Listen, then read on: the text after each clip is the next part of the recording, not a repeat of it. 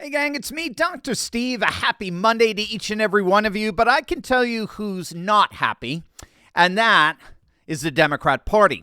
Last week was obviously not a very good week for the Democrats. In fact, many are arguing it was one of their worst weeks as a party in modern political history. I don't know how many of you caught this, but there was a report by Axios, and it was picked up by Politico. There was a very unhappy House Democratic leadership meeting at the end of the week last week where reportedly they had a come to Jesus moment with a dozen House lawmakers, which included the ultra-politically illiterate Jasmine Crockett and several other hyper-partisan Democrats. And the report that stated that Minority Leader Hakeem Jeffries absolutely, and this is the word that Axios used, absolutely berated these Democrats for their ridiculous behavior all throughout last week, especially at Trump's joint session of Congress speech, but in their MSNBC segments and just their overall vulgar public behavior in general. It was a panic moment for sure. And commentators have noted that you don't generally see that. You don't often see political leadership berating their own party members for their on-camera antics for all the nation to see. As I'm sure you know, the polls for Trump's speech were through the roof. I mean, CBS gave Trump a near 80% approval of the speech. CNN gave him a 70% approval. According to CNN, 8 in 10 believe that old man Al Green's disruption was absolutely inappropriate and unbecoming of a member of Congress, and he deserved to be kicked out of the chamber. And on issue after issue after issue, a supermajority are solidly behind President Trump's America First policies. The same CBS poll found that 77% support Trump's plan to cut government waste and spending, 77% back his immigration and border policies, 76% approve of removing old man Green with his raging cane, 74% say the speech was very presidential. 73% support Trump's stance on Russia and Ukraine. 68% say it made them feel hopeful and proud. 68% said he has a clear plan to tackle inflation. 68% said he described America's crime crisis accurately. 63% said he focused on issues that they care about.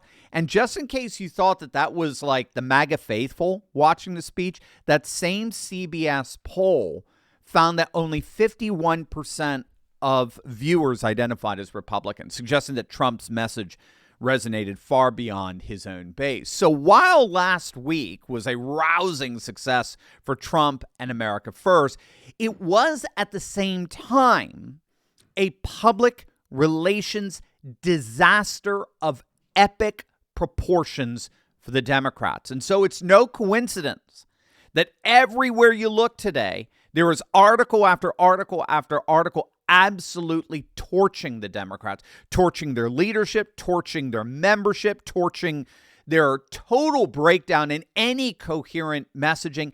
Every article out today, which I'm going to show you in a minute, all agree that the Democrat Party is actually in the process of completely unraveling. And Trump's historic term looks like it's in the process of totally obliterating the Democrats. Speaking of obliterating the Democrats, we're all about standing up for the timeless values of faith, family, and freedom on this channel. And so that's why I partnered with Patriot Mobile, because they're on the front lines fighting for the First and Second Amendments, sanctity of life, and our military and first responder heroes. And I urge you to take up the fight, take a stand for conservative causes, and put America first by switching to Patriot Mobile today. You'll get the same nationwide coverage as the big providers because Patriot Mobile operates across all 3 major networks. Plus, they back their service with a coverage guarantee. Their 100% U.S.-based customer service team will find the best plan for your needs.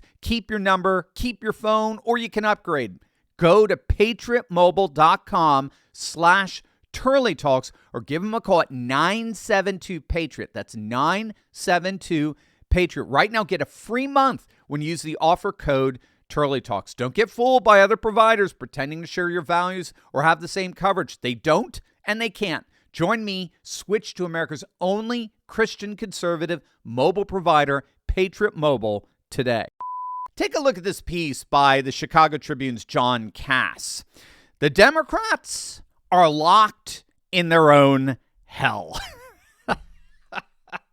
It's another spin on the doom loop. He doesn't beat around the bush, that's for sure. Here's how the piece starts. What's the Democrat message? Do they even know? Is the Democrat message pure Jacobin hatred for anything pro-American and anything that could be considered pro-President Donald Trump? They're feral creatures now, lonely, isolated, frightened, without leadership, desperate for relevance, without any cogent message, terrified at what's to become of them, and quite mad, like inmates in a Victorian lunatic asylum. And he goes on, quote, their childish foot stomping was on display for all the world to see last week at President Trump's congressional address. They wore costumes. They waved their little bingo signs. They took a stand against women by refusing to support a ban against men in women's sports. Yet they wore feminist pink to gaslight their voters. They showed themselves to be what we knew about them, that they are not serious. They're only about performance. They are the leftist clerisy living on money taken from Americans. It's a brilliant article. And of course, in that last part, he's referring there to how DOGE has just exposed how virtually every single one of these government agencies like USAID are all slush funds. They're all money laundering operations that siphon hundreds of millions of taxpayer dollars into the coffers of left-wing special interest groups, the legacy media, and Democrat politicians. By the way, it is official. I don't know if you caught this. This came out, I believe today. Secretary of State Marco Rubio announced that 83% of USAID programs have been completely and totally eliminated. USAID has been officially gutted, and what remains of its funds will be distributed under the guidance of the State Department. So the money laundering operation has come to an end. Take this article, this one from Victor Davis Hanson, one of my favorite scholars.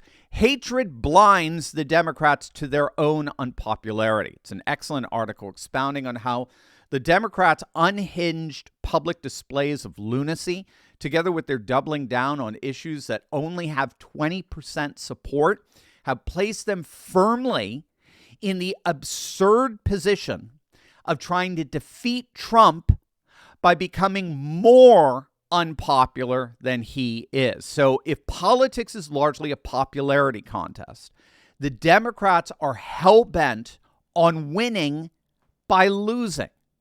They're in this doom loop where they're only growing more unpopular with every passing week, and yet they're frothing at the mouth. Lunacy only ends up getting worse, which of course costs them more in popularity. So their hatred of Trump has effectively made them insidiously hateful. And that hate is translating in a historic popularity plunge. The latest Quinnipiac poll is the Democrats at just 20% support. Trump is well over double that.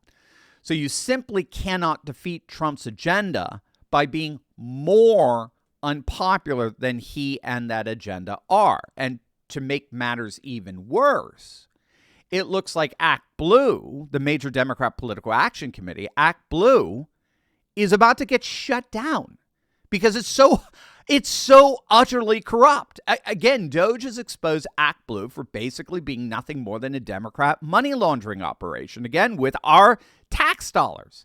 Or take this one. This article, I think, is excellent. This is Joshua Cohen writing for the left-wing outlet The Nation, and it's entitled, Why Democrats Are Losing My Generation. And he's talking, of course, about voters under the age of 40, the Gen Z voters, the so-called youth vote. They shifted to Trump by 20 points from 2020. In fact, we've been talking a lot about this of late, where all the polls are showing that Trump's highest approval rating is coming from voters under the age of 40. It's an extraordinary sort of inversion or paradigm shift or political realignment where older voters are actually more uncomfortable with Trump than younger voters, far more uncomfortable. And we're seeing something very similar in Europe as well, where the nationalist populist candidates are getting their highest support from voters under the age of 40. It's actually the older voters, the boomers, the post-World War II voters that are much more likely to vote with the establishment candidates. And so anyway, this guy, Josh Cohen, is arguing that when all is said and done, the Democrats destroyed themselves under Biden. This weekend at Bernie's presidency has basically eroded whatever trust and confidence Gen Zers had with the Democrats up until that point. And all the 24/7 legacy media propaganda in the world did not change young people's perception of what they saw with their own eyes. They saw in Biden a symbol of the decline of a nation.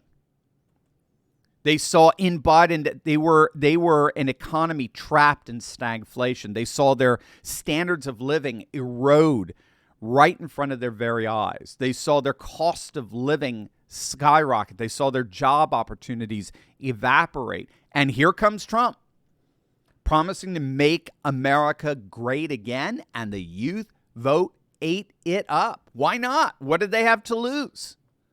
And right now, they are the most hopeful, loyal, America First supporters among all age demographics. Every poll shows that.